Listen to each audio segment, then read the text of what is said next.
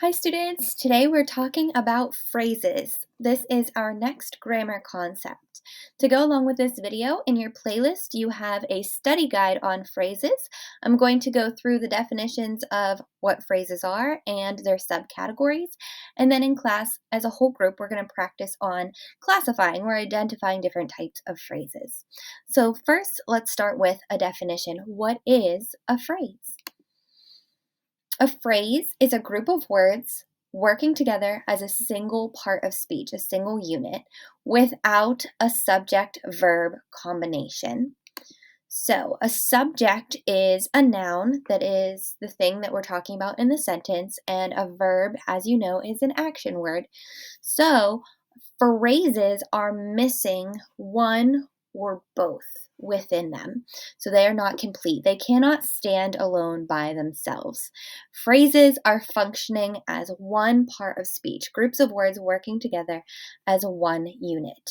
So let's take a look at some different types of phrases that we can see in sentences. The first one goes along with what we learned about verbals. Remember, verbals are words that were verbs, but they're now functioning as other parts of speech.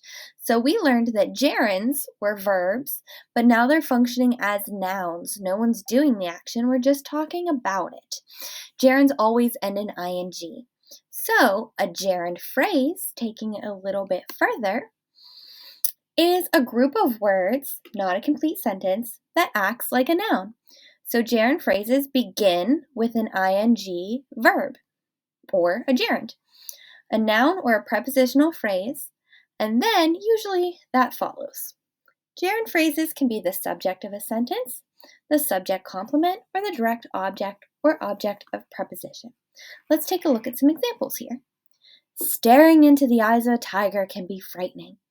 Here, staring into the eyes of a tiger, all of that is working together as one part of speech. This thing can be frightening.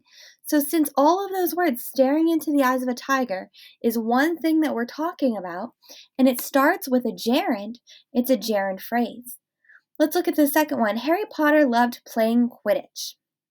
What did he love? Playing Quidditch. Here, playing Quidditch is a gerund phrase. It starts with our gerund, playing, but the whole thing we're talking about, the whole thing, is playing Quidditch. So we're grouping them together as one part of speech. It starts with a gerund, it's a gerund phrase. Gnomes indulge in playing tricks on people. No one's doing it right now, we're just talking about it. What do gnomes indulge in? What do they enjoy doing? Playing tricks on people. Here, playing tricks on people is one thing that they like. So since we're talking about one thing with a group of words being chunked together, and it starts with a gerund, playing, that's going to be a gerund phrase. Let's look at the last one. The artist loved painting pictures with oils. What did the artist love? Painting pictures with oils. This is one thing, but notice how it's a group of words functioning together as one thing. Painting pictures with oils is going to be one action, one thing that the artist loves. So that's going to be a gerund phrase. So gerund phrases are pretty simple to identify because they start with our verbs that end in ing, and no one's doing the action, we're talking about it. Let's take a look at our next type of phrase. Infinitive phrases. So just like we learned gerunds with verbals, we also learned infinitives, and we know infinitives start with to plus a verb. So an infinitive phrase is a group of words, not a complete sentence, that acts like a noun. Infinitive phrases begin with the word to followed by a verb. Let's look at some examples here. To go home again was what Dorothy wanted most. So I can ask myself, what did Dorothy want most? To go home again. To go home again is a thing that she wants. Those words are working together as one unit, and it starts with an infinitive, to go. So since it starts with an infinitive and it's a group of words working as one part of speech, this is an infinitive phrase. Let's look at the next one. Dorothy's utmost desire was to return to Kansas.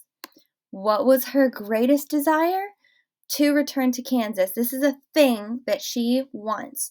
Here we have to plus a verb, so that's an infinitive starting us off, and that whole group of words is working together as one unit. So this is an infinitive phrase.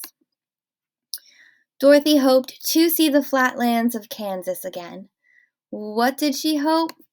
Again, all of those words are working together as one unit, one thing that she's hoping, and it starts with an infinitive. That's an infinitive phrase. And the last one here, Dorothy had an important question to ask the Wizard of Oz. Here, this one is functioning as an adjective, but to ask the Wizard of Oz, all of that is working together as one unit describing her question. It starts with to plus a verb, so it's going to be an infinitive phrase. Easy. Let's take a look at the next type of phrase. Prepositional phrases. A prepositional phrase is a group of words, not a complete sentence, that is made up of a preposition, which shows us where something is located, plus an object, something that shows us its position. So prepositional phrases usually act like nouns, adjectives, or adverbs. Anytime you have a group of words working together that shows where something is located, that's going to be a prepositional phrase. Let's look at some examples.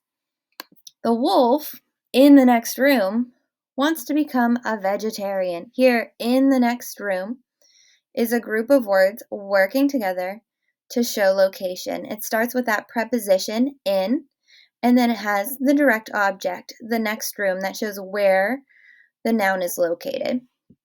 The next one, the nurse shark swam across the ocean. Here, across the ocean is our prepositional phrase. It shows where something is located. It starts with our preposition word, which is across, and then we have our direct object showing position where the subject is. So this is the ocean functioning as our object. And in the last one, in the dark, dark cave is where Hansel's cousin got lost. Here, in the dark, dark cave is going to be our prepositional phrase. We start with our preposition in, and then we have our direct object, some extra words in here showing the position of the subject. So here, these are groups of words working together as one unit to show the location of our subject. These are called prepositional phrases. Okay, we have 3 more and you will be done.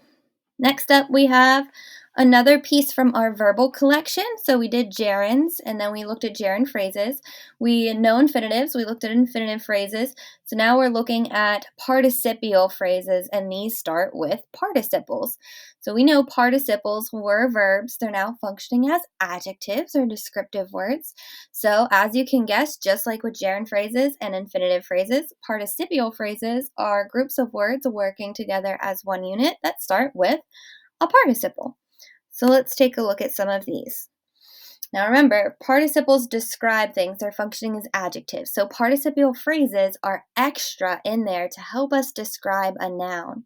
So here, for example, banished from Mount Olympus, Hercules found a job as a rodeo clown. Banished from Mount Olympus is describing Hercules. So this whole group of words here is functioning as an adjective. Banished from Mount Olympus. This whole group of words is working together as one adjective, if you will, to describe Hercules. Notice it starts with banished, which is our verbal. Banish is a verb, something you can do, but here it's describing, so it's functioning as an adjective. Notice common endings for participles, ed, which we see here, en, and ing, which is why we need to be careful when we're looking at them compared to gerunds, because gerunds always end in ing. Let's look at the one above that one. Amused at what he read in his comic book, the teacher laughed out loud. Here, amused at what he read in his comic book is describing the teacher. All of those words are working together as one adjective. Who's the teacher? The one amused at what he read in his comic book. Again, we're starting our participial phrase with our participle, amused. You can amuse someone, that's a verb. Here it's being used as an adjective, ends in our key letters, ed. so that makes it a participial phrase. One way you can check to see if a participial phrase is a participial phrase is to remove it from the sentence and read it, and the sentence should still make sense. So here, if I take out amused at what he read in his comic book and I throw it away, the teacher laughed out loud is a sentence in itself and can still stand. Similarly, the one before that, if I take out banished from Mount Olympus and I throw it away, Hercules found a job as a rodeo clown. Still makes sense. It's still a sentence. So participial phrases are not necessary. We can remove them from the sentences and it still makes sense. It's just an extra group of words working together as a description or as an adjective. All right, 2 more and you're done. Appositives. Appositive phrases are probably the easiest to identify out of all of the phrases because there are no verbs or nouns within the appositive phrase. It's just an extra little description, usually starting with articles the and So here, an appositive phrase is a group of words, not a complete sentence, that follows a noun and is often with the subject of the sentence. An appositive phrase restates a noun and it gives more precise information about the noun that follows it. Many appositive phrases are made up of articles, a, and the, plus an adjective, plus a noun. Appositives also include participial phrases, prepositional phrases, infinitive phrases, and clauses. The key way to identify these is they usually are separated from the rest of the sentence with commas. So when you have 2 commas around a group of words working together to describe something, that's usually going to be an appositive. So let's take a look at the first one here in the example. Jack, the fastest horse, won the race. Here, the fastest horse is describing Jack. It's set apart from the rest of the sentence with commas, and it starts with an article, the. That's going to be an appositive. Similar to participial phrases, you can remove them from the sentence and it still makes sense. Phrases don't have subject-verb combos, so usually we can just take them out and read the sentence, and the sentence is still perfectly fine without them. Let's take a look at the next one. Sidney Crosby, the best hockey player, is an asset to the Pittsburgh Penguins. So here we have 2 commas separating our description from the rest of the sentence. We start with our article, the, and then we have our description, best hockey player. So again, I can remove that from the sentence. Sidney Crosby is an asset to the Pittsburgh Penguins, and it still makes sense. The way we identify this as a positive, again, there's commas on either side of it, separating it from the rest of the sentence, and it starts with an article, and then it has our adjective and noun. So these do not have verbs in them. You will never really see a verb within an appositive phrase. You could see verbals in there, but you're not going to see a verb in an appositive phrase. Okay, here's our very last type of phrase, which is a verb phrase.